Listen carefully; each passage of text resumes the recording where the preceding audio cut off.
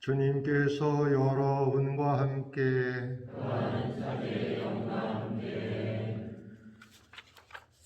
요한이 전한 거룩한 복음입니다.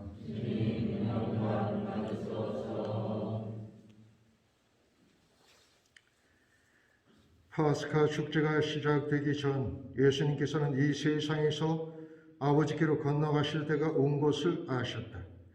그분께서는 이 세상에서 사랑하신 당신의 사람들을 끝까지 사랑하셨다.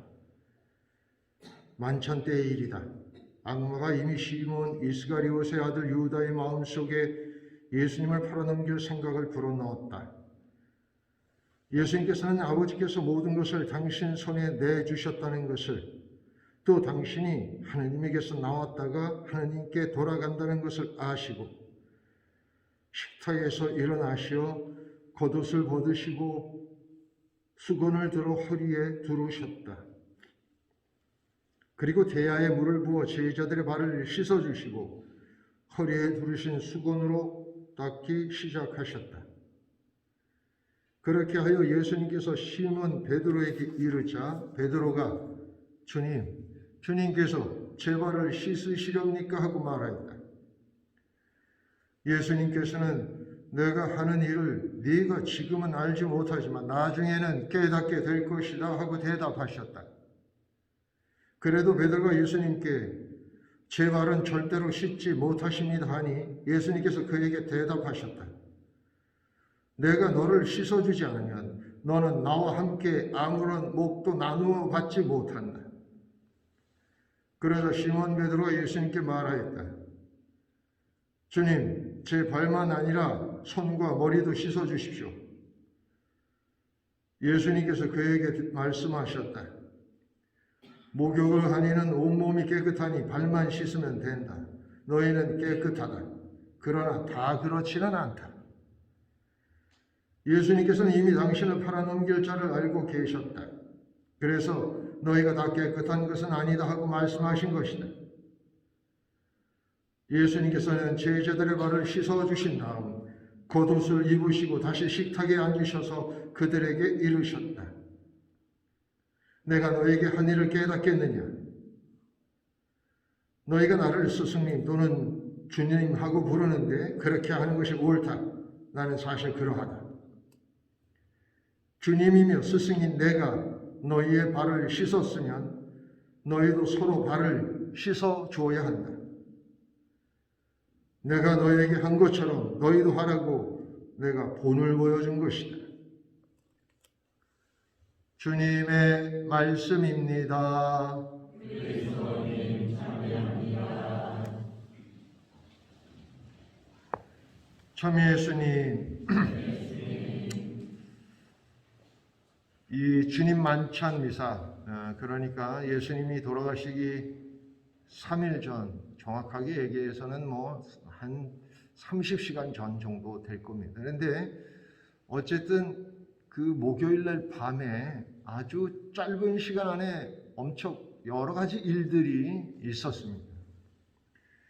오늘 우리가 이제 복음에서 들었던 것처럼 예수님께서 제자들의 발을 씻어 주신다거나 이건 안 하던 거죠. 그러니까 오죽하면 베드로가 나는 주님이 어떻게 제 발을 씻습니까? 내가 주님 발을 씻으면 모를까? 근데 사실은 복음서에서 보면 베드로는 그래도 예수님께 굉장히 순종적이고 막 그런데 여기서는 약간 덤비네. 그죠? 다른 측면이 있네 베드로한테도, 그죠? 그러니까 예수님이 이제 그런 이제 이야기도 있고, 또 오늘 제 2독서 고린도후서인가 전서군요. 고린도전서에는 사도 바오로가 이제 그 성체성사에 관한 이야기도 이렇게 전하고 있어요. 그날 밤에 만찬을 하면서 파스카, 그러니까 우리가 제1독서로 이제 파스카 이야기를 듣게 되는데, 사실 예수님의 이 만찬은, 예수님의 이 성체성사는 이 파스카와 뗄래야 뗄 수가 없습니다. 이 파스카는 우리가 이제 우리 유월절 혹은 과월절 이런 식으로 번역이 되는데, 이 건너가다 여러분들에게 이것까지 다 설명하려면 한참 걸리니까 궁금하신 분들은 알아서 찾아보세요. 그래가지고서 이제 이게 이 파스카와 관련이 있는 겁니다. 그런데 어쨌든 그 파스카 축제를 지내면서 예수님께서 성체성사를 세우게 되는 것이죠. 그리고 또 한 가지는 예수님을 팔아넘기고 예수님이 붙잡히고 하는 것도 이 밤에 다 일어나는 거예요. 사실은 이제 첫 번째로 사실은 이제 유다가 예수님을 팔아넘기는 이야기는 제가 이제 지난 성월요일서부터 화수 다 그 얘기만 했었으니까 여러분들이 제 유튜브를 참조하시기 바랍니다. 그리고 이제 그 발을 씻기는 이야기인데 이 발을 씻기는 이야기는 예수님께서 발을 씻고 씻어주고 나서 다 말씀을 하셔요.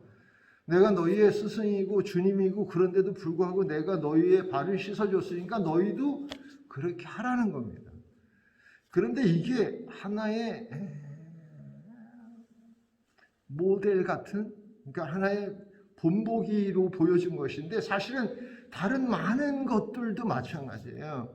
그러니까 예수님께서 발만 씻어줬으니까 나는 그럼 남들 발만 씻어줘야 되겠다, 이건 아니잖아요. 그러니까 예수님이 하셨던 것처럼 너희도 해라는 거예요.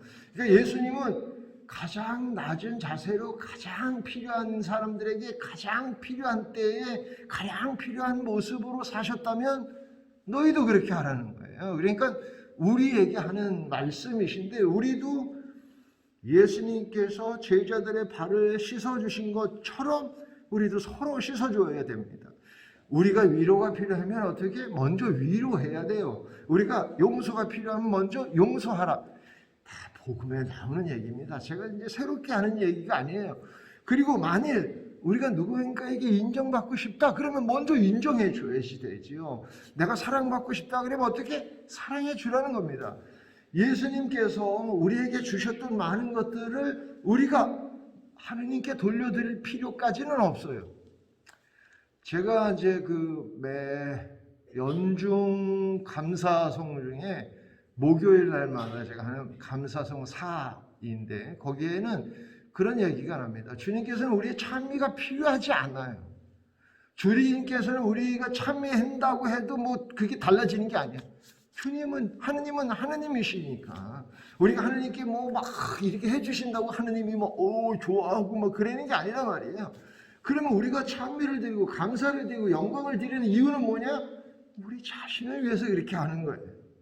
그렇다면 우리가 하느님께서 우리에게 베풀어 주신 사랑을 그럼 나는 또 하느님께 사랑으로 보답해야 된다. 뭘 보답해? 하느님께는 필요한 게 아무것도 없는데. 그러면 누구한테 해야 돼?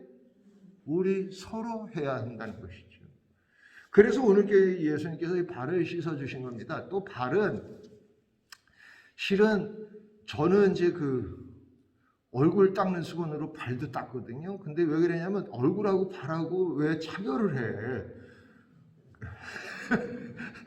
아니 얼굴은 남들이 보니까 더 깨끗해야 되고 발은 뭐 저기니까 대충 해야 되고 이건 아니잖아요. 그런데 당시에 예수님이 활동하던 때에는 아시는 바와 같이 그냥 다 비포장이잖아요. 먼지가 그냥 소똥 모양, 염소, 양똥 모양 이거 다 그냥 있고 게다가 신발이라고 해봐야 그냥 이렇게 쪼리같이 생긴 거. 쪼리 맞나? 거짓말인가? 쪼리가?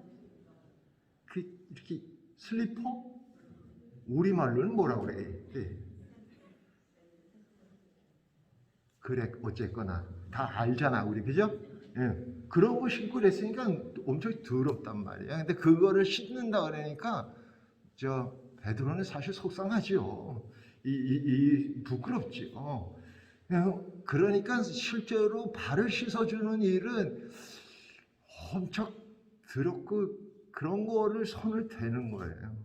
저 개인적으로는 사실은 지금도 잘 극복 못하는 것 중에 하나가 제가 후각이 좀 남들보다 좀 저기한가 봐요. 그래갖고 이 후각으로 있기 힘든 경우가 많아요. 그러니까 예를 들어서 이제 봉송체 같은 거 이렇게 갔을 때 대부분이 깨끗하게 했는데 아주 가끔 이렇게 그 자손들이 상당히 며느리가 상당히 특히 며느리가 안 다니고 그러는 데 가보면 좀 이렇게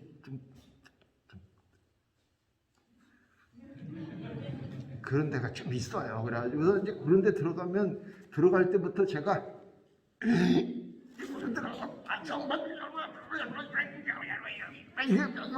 5분 만에 끝내고 이렇게 하고 그러거든요. 야, 이게 쉽지가 않더라고. 이게 쉽지가 않아.